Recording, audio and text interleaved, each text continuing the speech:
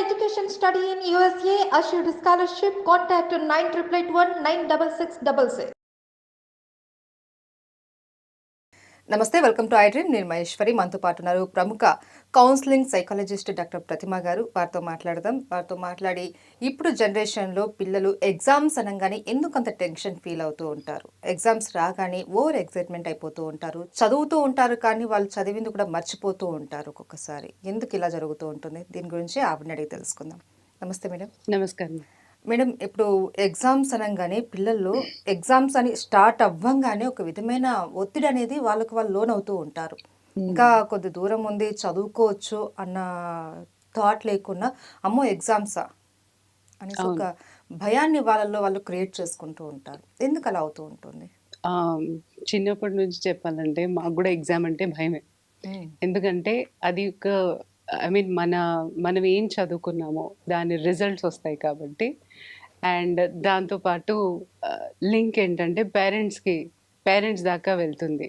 And మనం ఎలా approach అయ్యాం, మనం ఎకడమికలీ మనం ఎలా పర్ఫామ్ చేస్తున్నాం, ఇది మన పర్ఫార్మెన్స్ మీద రిజల్ట్ అన్నమాట.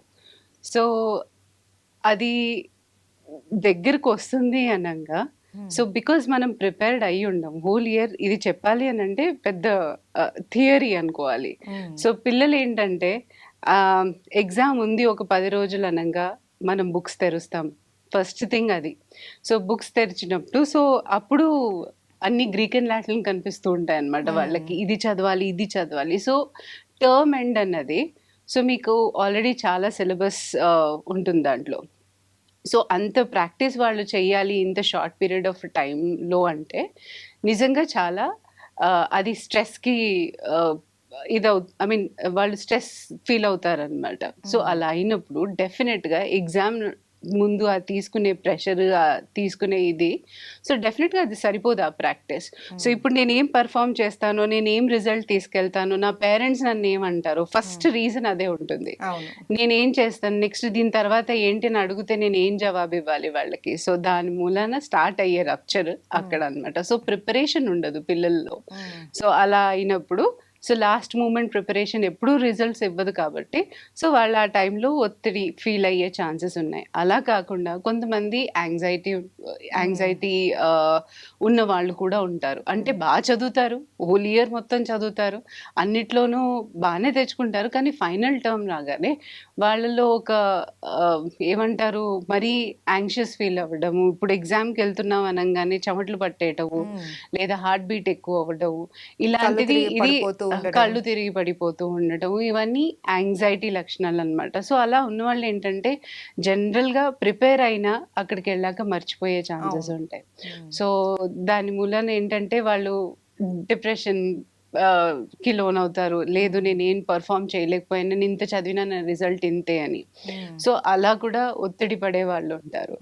ఇంకోటి ఏంటంటే బాగా చదువుకొని పేరెంట్స్ దగ్గర నుంచి ప్రెషర్ అనమాట. నువ్వు ఇది రాకపోతే ర్యాంక్ రేపు పొద్దున్న నీకు ఫ్యూచర్ ఉండదు, నువ్వు ఐఐటీలో వెళ్ళాలంటే నీకు ఇంత % కావాల్సిందే. సో ఇలాంటి ప్రెషర్ పెట్టినప్పుడు పిల్లలు అప్పుడు కూడా మానసికంగా ఓ గాడ్, నేను ఇంకా రీచ్ అవ్వలేనేమో, ఇంత చదవాలి, ఇంకా చదవాలేమో నేను. సో అలాంటి టెన్షన్తో చదవడం మూలాన కూడా ఒత్తిడికి గురి అవుతుంటారు.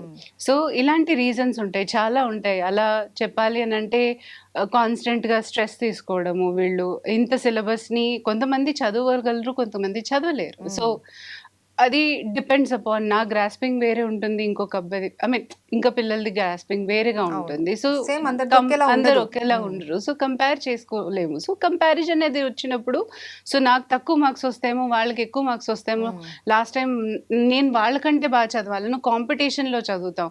అంటే మన కోసం చదవడం అనేది ఉండదు ఇక్కడ. కాంపిటీషన్ కోసం చదివితే ఏమవుతుందంటే అది స్ట్రెస్కి ఫీల్ అవుతుంది, మళ్ళీ గురి అవుతాం.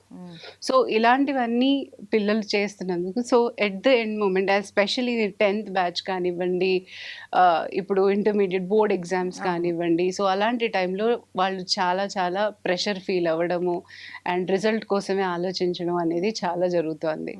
ఎగ్జామ్స్ టైం వరకు ఒక విధంగా ఒక స్ట్రెస్ అంటే ఎగ్జామ్స్ అయిపోయి రిజల్ట్ కోసం వెయిట్ చేసినప్పుడు ఆ స్ట్రెస్ లెవెల్స్ ఇంకా బాగా ఎక్కువైపోతూ ఉంటాయి. కొంతమంది పిల్లలు సూసైడ్ చేసుకునేంత వరకు వెళ్ళిపోతూ ఉంటారు. రిజల్ట్ స్టార్ట్ అవ్వగానే వచ్చింది అనగానే చాలా న్యూసెస్ వస్తుంటాయి. ఏంటి పలానా విద్యార్థి సూసైడ్ చేసుకున్నారు, పలానా విద్యార్థిని సూసైడ్ చేసుకున్నారు అనేసి. సో వీళ్ళు అక్కడి వరకు వెళ్ళకుండా పేరెంట్ కానీ టీచర్ కానీ వాళ్ళని ఎలా గైడ్ చేయాలంటారు? అక్కడి వరకు వెళ్ళకుండా గైడ్ చేయాలంటే ముందటి నుంచే ఎడ్యుకేషన్ సిస్టమ్ అనేది ఒక అంటే ముందుతో కంపేర్ చేస్తే ఇప్పటికి చాలా మారింది. అంటే గ్రేడ్ సిస్టమ్స్ తీసుకొచ్చారు. కంపారిజన్స్ లేవు.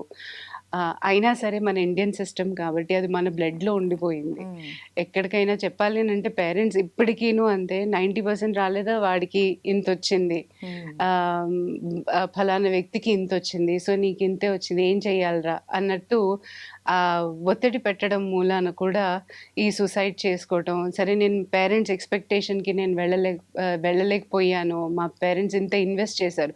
పొద్దున్నుంచి మన సాయంకాలం వరకు నీ మీద ఇన్వెస్ట్ చేశాను. సో నువ్వు ఇంత సక్సెస్ అవ్వాలి. నేను ఇలా చూడాలనుకుంటున్నాను అనేసి మనం పదే పదే పిల్లల్ని గైడ్ చేస్తుంటే వాళ్ళలో అదే రికార్డ్ అయిపోతుంది. సో నేను చెయ్యలేకపోతున్నాను. నాకు ఇంతే మార్క్స్ వచ్చాయని. ఫస్ట్ ర్యాంక్ హోల్డర్ కూడా సూసైడ్ చేసుకునే పరిస్థితి కేసెస్ చూసాము ఈ మధ్య. సో ఇలాంటి పరిస్థితి రాకుండా యాక్చువల్గా నీకేం తెలుసు, నీకెంత నాలెడ్జ్ ఉంది, నువ్వు దాని మీద ఎలా పైకి వస్తావు. ఈ మధ్య కాలంలో కెరియర్ జోన్ అన్నది ఉట్టి ఇంజనీరో లేకపోతే ఉట్టి మనకి ఎంబీబీఎస్ఓ లేకపోతే సిఈసియో అలాంటి స్ట్రీమ్స్ లేవు. చాలా స్ట్రీమ్స్ వచ్చాయి. చాలా స్ట్రీమ్స్లో చాలా ఆప్షన్స్ ఉన్నాయి.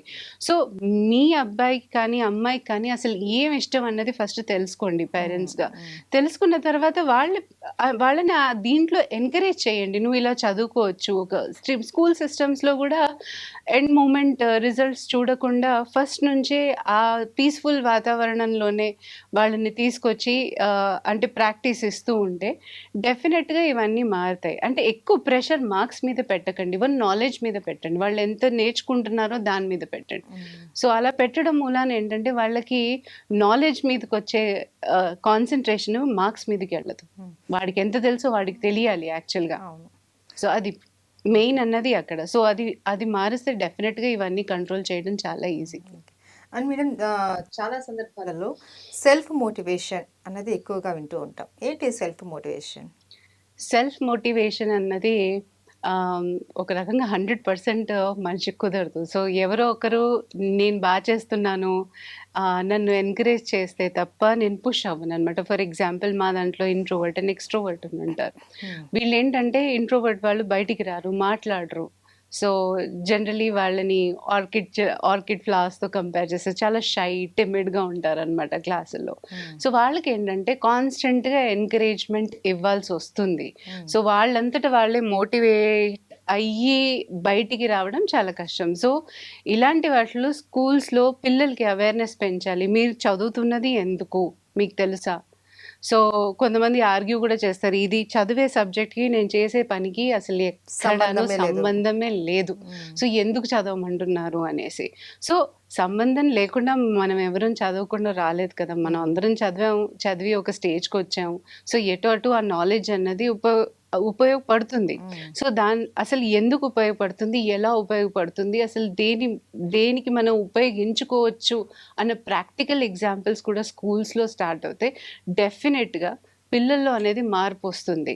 అండ్ వాళ్ళు సెల్ఫ్ మోటివేటెడ్ ఎందుకు ఉండాలి అని అంటే, దీని మూలాన నువ్వు చదువుకునే మూలాన నువ్వు బాగుపడతావు, కానీ నీ చుట్టూరా నువ్వు బాగుపడుతూ నువ్వు ఇంకో నలుగురిని బాగు చేస్తావు డెఫినెట్గా.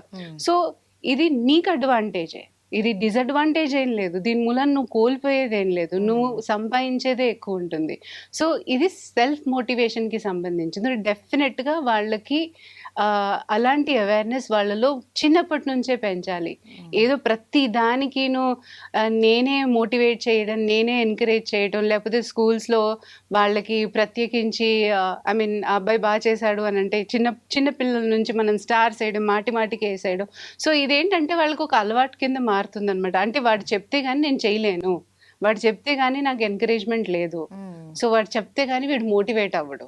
సో అలాంటి సిచ్యువేషన్ రానివ్వకండి, జెన్యున్ గా ప్రేస్ చేయండి, కానీ వాళ్ళలో సొంతంగా ఇంట్రెస్ట్ వచ్చేటట్టు చూడండి. సో డెఫినెట్ గా పిల్లలు మారి కొంచెం హెల్దీ ఎన్వైరన్మెంట్ అవుతుంది వాళ్ళకి. కాన్ఫిడెన్స్ లెవెల్స్ అన్నవి వాళ్ళలో పెంచాలి. కరెక్ట్, వాళ్ళల్లో కాన్ఫిడెన్స్ లెవెల్ ఆటోమేటిక్ గా పెరుగుతుంది. సో అది కూడా ఫేక్ కాదు, అంటే అవతలాడు చెప్తే కానీ నేను మారాలి, అవతలాడు చెప్తే కానీ నేను మారను, వాడు నన్ను గుర్తించలేదు అన్న ఇది రాదు వాళ్ళకి. సో నా అంతటి నేను ఇది నా కోసం నేను చేస్తున్నాను, నా హ్యాపీనెస్ కోసం నేను చేస్తున్నాను అన్న థాట్ వచ్చిందనంటే వాళ్ళలో కాన్ఫిడెన్స్ పెరిగినట్టే. Thank you so much madam. Thank you so much అండి.